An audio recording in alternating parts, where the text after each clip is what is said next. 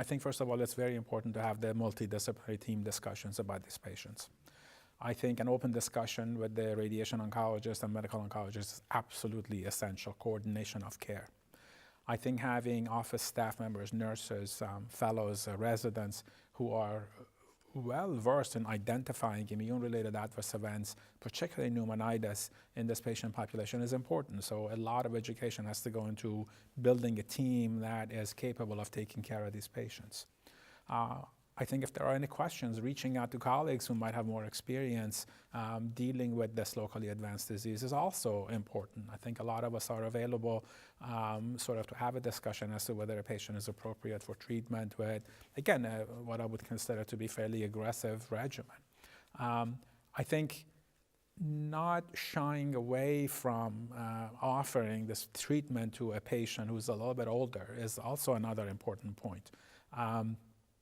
I think, again, if we go based on performance status of a patient more than how old they are, I think we can make better decisions in that category. And I think the data speaks for itself, but I think a lot of the patients who walk into our clinics with locally advanced disease could potentially benefit from concurrent chemo-RT followed by durvalumab. The other area that we can discuss that has not been adequately answered is those patients who cannot get concurrent chemo-RT but get sequential chemo followed by radiation, and whether those patients should be exposed to Durva because that was not tested in Pacific. So we don't have specific guidelines or recommendations for that. And I think practitioners are going to develop their own interpretation of the Pacific, meaning that some feel comfortable offering durvalumab to patients who get sequential chemo-RT. And I think I put myself in that category. And there are patients who are going to stick strictly to the data and say, if it's not concurrent, I'm not going to offer durvalumab. And I think that's, again, depends on the individual's interpretation of the data, and it's absolutely appropriate.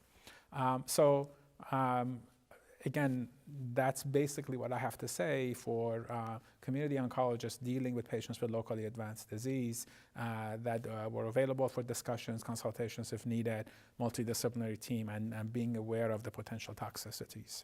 We need to cure these patients. We need to have a cure rate. So I'm very curious to see what the long-term follow-up of patients who are treated per Pacific is going to show us. I want to see 5-year, 10-year survival rates. And I think the unmet need here is that we still need to come up with treatments that are better tolerated, less toxic, and treatments that, in fact, can increase our overall survival even above and beyond where we are with the Pacific study. Again, it's a first step. It's a good first step in this disease.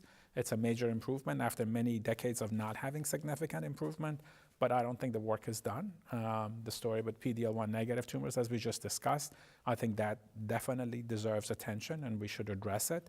And also not to give up and not to sit back, be comfortable, but to press ahead and try to come up with even better treatment options for our patients, both in terms of toxicity and also survival.